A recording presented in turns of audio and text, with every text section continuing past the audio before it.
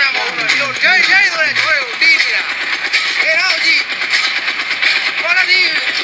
ရေကျော်ကောင်ရွာတွေပဲခိုင်းနေတယ်ခေတော့မဟုတ်ဘူးစိုက်ရနေတော့ကြည့်တော့ညာနေဟောလို့တောင်းခိုင်းနေကျော်တွေမှာ